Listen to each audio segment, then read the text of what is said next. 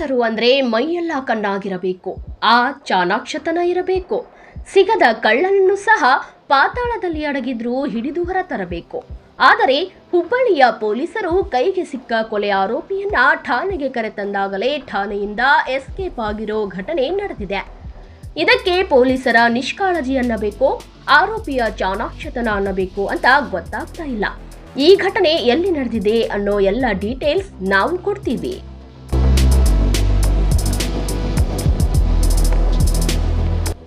S, ಕಳೆದ 2025ರ November 13ರಂದು ಹುಬ್ಬಳ್ಳಿಯ ಮಂಟೂರ್ ರಸ್ತೆಯಲ್ಲಿ ಮಲ್ಲಿಕ್ ಎಂಬಾತನ ಮೇಲೆ 4-5 ಜನರಿಂದ ಮಾರಣಾಂತಿಕ ಹಲ್ಲೆ ಮಾಡಲಾಗುತ್ತೆ.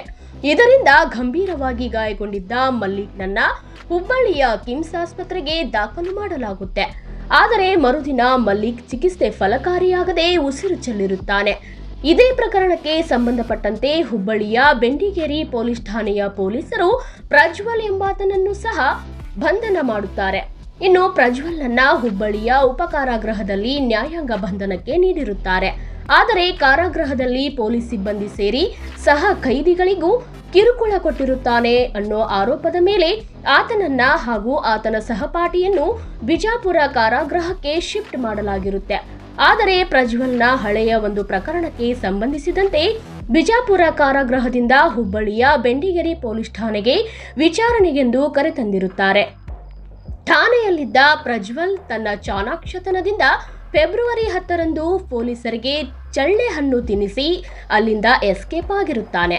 ಪೊಲೀಸರ ಬಂಧನದಲ್ಲಿದ್ದ ಒಬ್ಬ ಆರೋಪಿ ಪೊಲೀಸ್ ಠಾಣೆಯಿಂದಲೇ ಎಸ್ಕೇಪ್ ಆಗ್ತಾನೆ ಅಂತಂದ್ರೆ ಇಲ್ಲಿ ಪೊಲೀಸರ ಕರ್ತವ್ಯ ನಿಷ್ಠೆ ಎಷ್ಟಿದೆ ಹಾಗೂ ಅವರಿಗಿದ್ದ ಜವಾಬ್ದಾರಿ ಹೇಗಿದೆ ಅನ್ನೋದರ ಬಗ್ಗೆ ಚಿಂತನೆ ಮಾಡಲೇಬೇಕಾದದ್ದು. ಕರ್ತವ್ಯದಲ್ಲಿದ್ದ ಪೊಲೀಸರ ಇಂತಹ ನಿಷ್ಕಾಳಜಿಯ ಎಡವಟ್ಟಿನಿಂದ ಈಗ ಕೊಲೆ ಆರೋಪಿ ಎಸ್ಕೇಪ್ ಆಗಿದ್ದಾನೆ. ಆದರೆ ಇದುವರೆಗೂ ತಪ್ಪಿತಸ್ಥ ಪೊಲೀಸ್ ಸಿಬ್ಬಂದಿ ಮೇಲೆ ಯಾವುದೇ ಕ್ರಮ ಆಗಿಲ್ಲ. ಈ ಬಗ್ಗೆ ಹುಬ್ಬಳ್ಳಿ ಧಾರವಾಡ ಪೊಲೀಸ್ ಆಯುಕ್ತ ಎನ್ ಶಶಿಕುಮಾರ್ ಏನು ಹೇಳ್ತಾರೆ ನೀವೇ ಕೇಳಿ. ಬೆಂಡಿಗೇರಿ ಪೊಲೀಸ್ ಠಾಣಾ ಸರಹದ್ನಲ್ಲಿ ನಡೆದಂಥ ಒಂದು ಕೊಲೆ ಪ್ರಕರಣದ ಒಬ್ಬ ಆರೋಪಿ ಪ್ರಜ್ವಲ್ ಅಂತ, ಅವನು ವಶಕ್ಕೆ ತಗೊಂಡು ವಿಚಾರಣೆಗೊಳಪಡಿಸಿ ಸ್ಟೇಷನಲ್ಲಿ ವಿಚಾರಣೆಗೊಳಪಡಿಸ್ತಿದ್ದಂಥ ಸಂದರ್ಭದಲ್ಲಿ ಅಲ್ಲಿ ನಮ್ಮ ಸಿಬ್ಬಂದಿಗಳ ಕಣ್ತಪ್ಪಿಸಿ ಮತ್ತು ಸಿಬ್ಬಂದಿಗಳನ್ನು ಓವರ್ ಪವರ್ ಮಾಡಿ ತಪ್ಪಿಸ್ಕೊಂಡು ಓಡೋಗಿದ್ದಾನೆ. ಸೊ ಹಂಗಾಗಿ ಅವನು ಪೊಲೀಸ್ ಕಸ್ಟಡಿಯಿಂದ ಓಡೋಗಿರೋದು ಒಂದು ಪ್ರಕರಣ ದಾಖಲು ಮಾಡ್ಕೊಂಡಿದ್ದೇವೆ ಮತ್ತು ಆದಷ್ಟು ಬೇಗ ಅವನ್ನ ವಶಕ್ಕೆ ತೊಗೊಳ್ಳೋಂಥ ಕೆಲಸ ಮಾಡ್ತೀವಿ. ಅವನು ಒನ್ ಆಫ್ ದಿ ಅಕ್ಯೂಸ್ಡ್. ಸಿಬ್ಬಂದಿ ಮೇಲೆ ನಾನು ವರದಿ ಕೇಳಿದ್ದೀನಿ. ಸಿಬ್ಬಂದಿ ನಿರ್ಲಕ್ಷ್ಯ ಆಗುತ್ತೆ, ಯಾಕಂದರೆ ಯಾವುದೇ ಒಬ್ಬ ಆರೋಪಿಗಳನ್ನು ನಾವು ಠಾಣೆಗೆ ತಂದಂಥ ಸಂದರ್ಭದಲ್ಲಿ ಅವ್ರನ್ನ ಸುರಕ್ಷಿತವಾಗಿ ನೋಡ್ಕೊಳ್ಳೋವಂಥದ್ದು ಮತ್ತು ಅವ್ರನ್ನ ತಪ್ಪಿಸ್ಕೊಂಡು ಹೋಗಲಿಕ್ಕೆ ಬಿಡದೇ ಇರೋವಂಥದ್ದು ಸಿಬ್ಬಂದಿಗಳ ಜವಾಬ್ದಾರಿ ಆಗುತ್ತೆ.